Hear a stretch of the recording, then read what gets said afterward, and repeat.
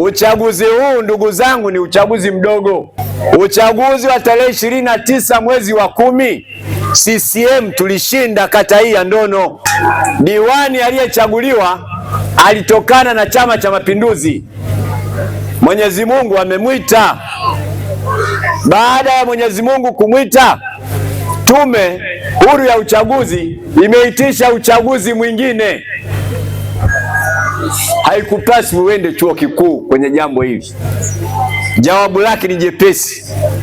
Kama diwani aliyeshinda 29 mwezi wa 10 alitokana na Chama cha Mapinduzi, leo huwezi ukawa na mabadiliko, kwa sababu tayari kwanza anayeongoza serikali kwa ujumla anatokana na Chama cha Mapinduzi na mbunge anatokana na Chama cha Mapinduzi, na uchaguzi wa tarehe 29 mwezi wa 10 tulishinda Chama cha Mapinduzi.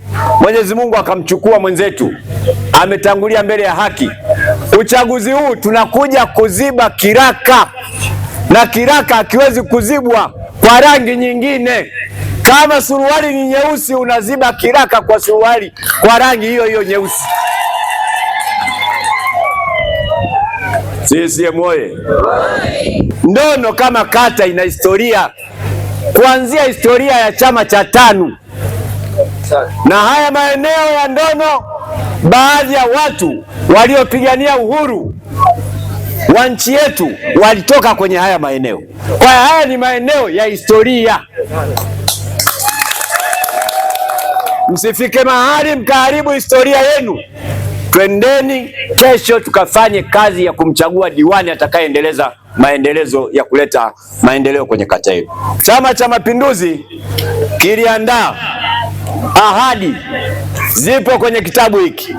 Hizi ni ahadi za mkoa wa Tabora, kwamba kwenye kipindi cha miaka yetu mitano chini ya Daktari Samia Suluhu Hassan tutafanya mambo gani.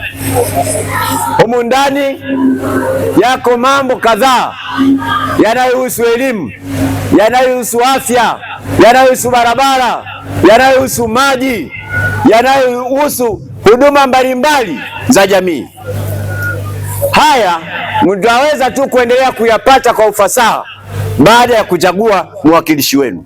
Mpelekeni ndugu yetu Hamisi akaungane na madiwani wenzake, ili harakati za maendeleo ambazo Daktari Samia Suluhu Hassan ameziahidi kwenye kata hii, ameziahidi kwenye wilaya hii, ameziahidi kwenye mkoa huu, ziweze kuenda kufanyika kama ambavyo zilivyokuwa zimepangwa. Na sisi kama viongozi wa chama wa mkoa, nataka niwathibitishie wananchi wa mkoa wa Tabora, lakini wananchi wa kata hii ya Ndono, tutasimamia yale yote ambayo Chama cha Mapinduzi kimeahidi kwenye utekelezaji.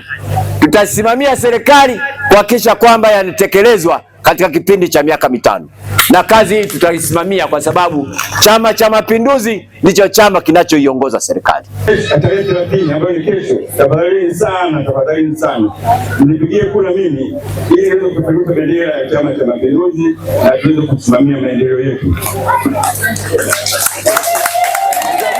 Haya, waheshimiwa madiwani wote kwa ujumla wao na mbunge wao wanaomba kura.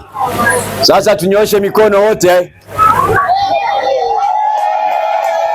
CCM oye! Kura kwa Hamisi oye! Mungu awabariki sana.